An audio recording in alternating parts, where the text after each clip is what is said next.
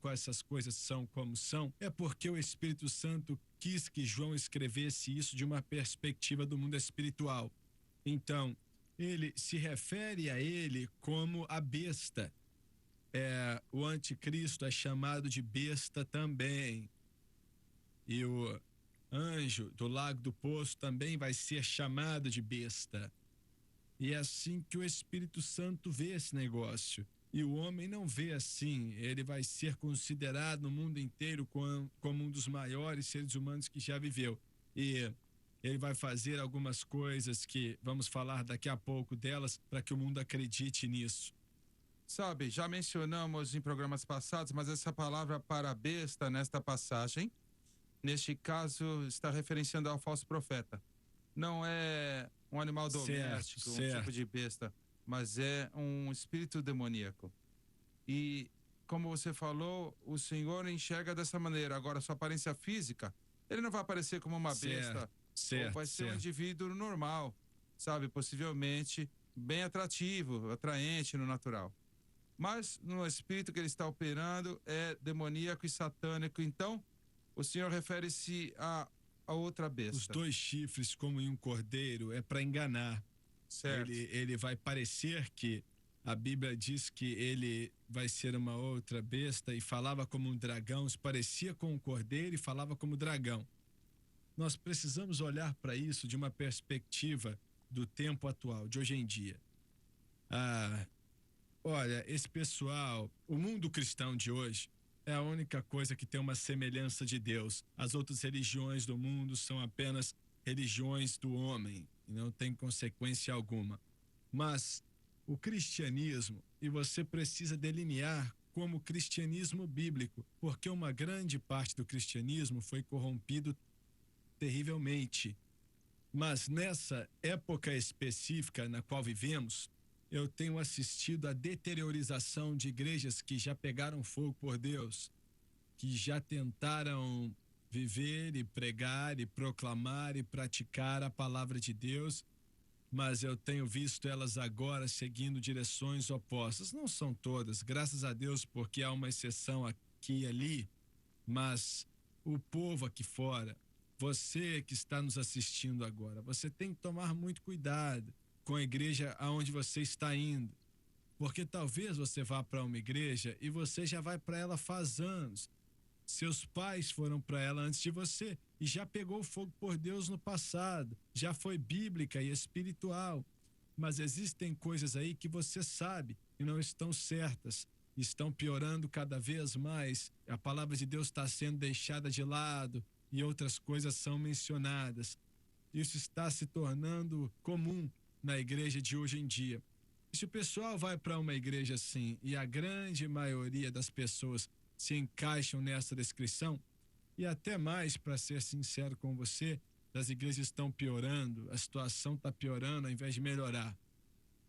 Tome muito cuidado, porque se você ficar escutando doutrina falsa, sentado aí nessa igreja escutando essa doutrina, vai ter um efeito adverso neles e eles não vão sair dali sem marcas e muitos vão perder sua alma. Certo.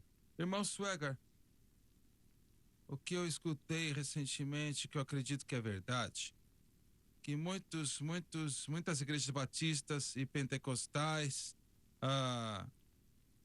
todo tipo de igreja que quer, a luterana, as igrejas nominais, presbiterianas, criaram uma estratégia com seus pastores, os seus times, né?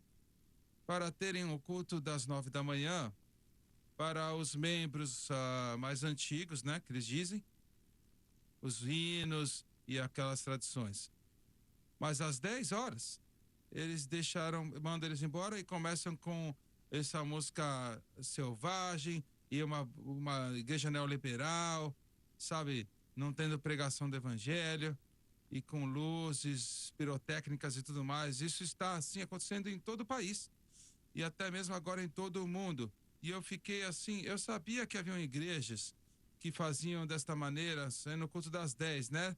Mas eu não sabia agora que as igrejas nominais, denominações, elas estão fazendo a mesma os coisa. cultos assim, a mesma coisa, para se livrar daquela parte de crentes que acreditam no Timo, antigo o evangelho. verdadeiro evangelho de Jesus Cristo, eu disse o verdadeiro evangelho, serve para todos.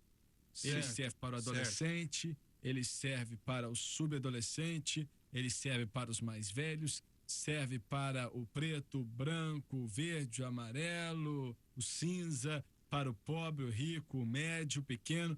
E esse negócio de precisar de 2 cultos não está certo, está errado. Não, não é. 2 cultos, um para o povo mais velho e um para, sabe, os mais jovens. É sério. Olha, Certo. isso aí não é de Deus. Algo está muito errado nisso tudo aí. Uma dessas coisas está errada. Ah, o pessoal não vem. O nosso negócio não é colocar pessoa dentro da igreja. O nosso negócio é pregar o evangelho e permanecer verdadeiros ao evangelho. Se Certo. tiver 5 pessoas ali ou 5 Certo. mil, eu estou certo ou errado Não. nisso? É isso mesmo.